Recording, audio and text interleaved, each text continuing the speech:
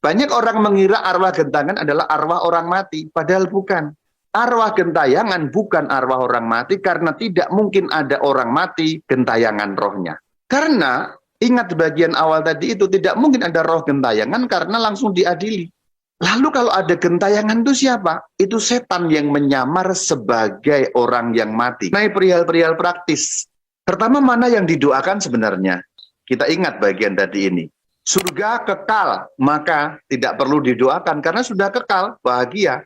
Neraka kekal, tidak bisa didoakan juga karena kekal. Berarti yang mungkin atau bisa didoakan adalah penyucian alias purgatorium. Jadi sebenarnya kalau kita mendoakan orang yang mati, kita tidak mendoakan mereka yang di neraka karena kekal. Apa maksudnya kekal? Tetap. Apa maksudnya tetap? Tidak berubah. Final.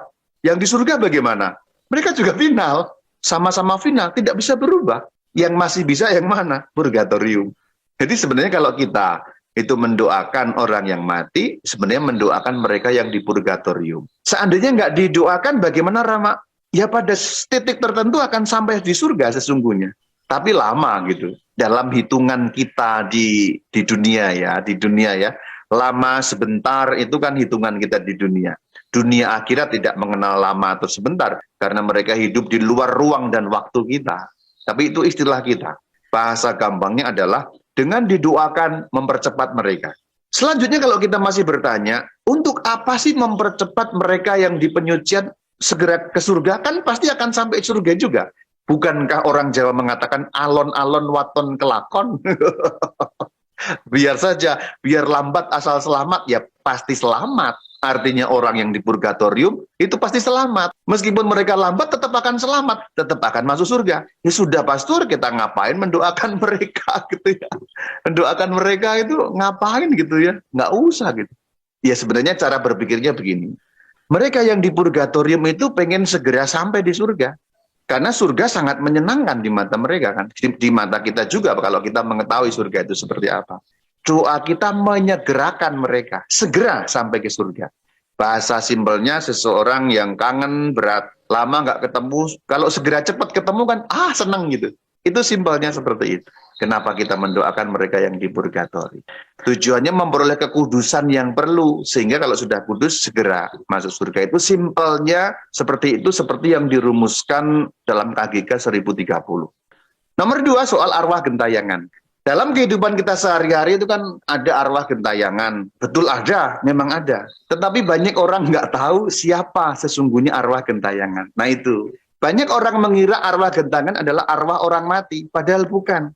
Arwah gentayangan bukan arwah orang mati karena tidak mungkin ada orang mati gentayangan rohnya.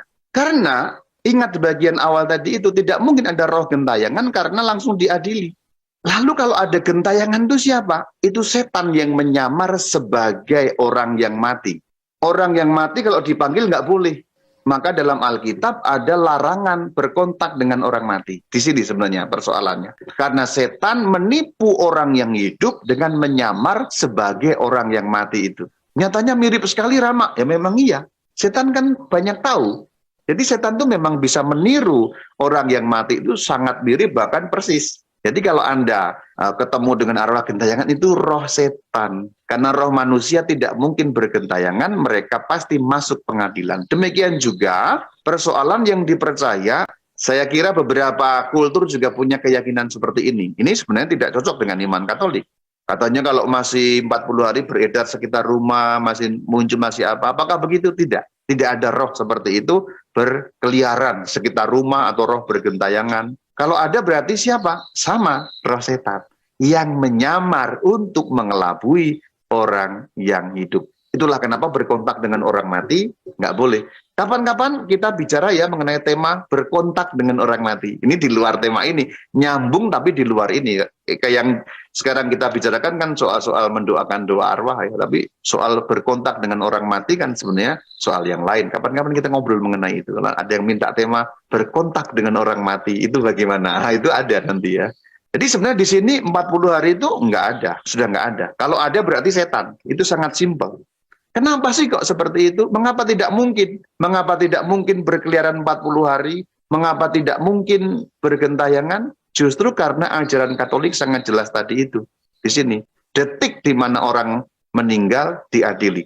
Perhatikan, saya ulangi untuk mengingatkan lagi KGK 1022. Pada saat kematian, detik orang meninggal, pengadilan. Detik orang meninggal. Saya ulangi berkali-kali, detik orang meninggal. Supaya Anda jangan sampai dipalingkan dari kebenaran iman. Karena mendengarkan pengajar-pengajar yang mungkin membawa sesuatu yang tampaknya adalah bagus, tapi adalah racun bagi iman Katolik. Jadi ada pengajar yang mengatakan, karena ini Anda belum rela, dia belum bisa pergi. Karena ini ada persoalan di sini, dia belum bisa pergi. Nunggu dulu, keterikatan batin, atau ada dendam luka batin, dia belum bisa sampai kepada Tuhan. Detik orang mati diadili. Tidak ada yang lolos. Itu. Dan kita sudah lihat KGK 1022 dan juga landasan ayatnya tentang Lazarus tadi itu, tentang penyamun yang sudah sangat jelas ditegaskan dalam pengajaran Katolik. Jadi kalau ada pengajar Katolik yang mengajarkan di lain selain ini, dia mengajarkan ajaran iman lain. Jadi dia mengatasnamakan Katolik, tapi yang diajarkannya adalah ajaran iman lain. Berhati-hati mengenai ini, karena banyak kesimpang siuran mengenai ajaran tentang orang mati. Dan banyak orang disesatkan karena tidak mengecek sebenarnya Katolik mengajarkan apa. Ngecek itu berlaku juga untuk saya ya. Jadi Anda boleh ngecek di KGK tadi, saya kasih tahu 1021 sampai 1041. Anda cek semua perkataan saya. Jadi kalau nanti saya menyimpang akan ketahuan. Tapi saya menjamin, boleh saya katakan, semua yang saya sampaikan itu murni ajaran Katolik. Hanya saya menjepangkan saja. Terima kasih, saya mengakhiri dengan memberi Anda salam shalom alaikum. Alaikum shalom.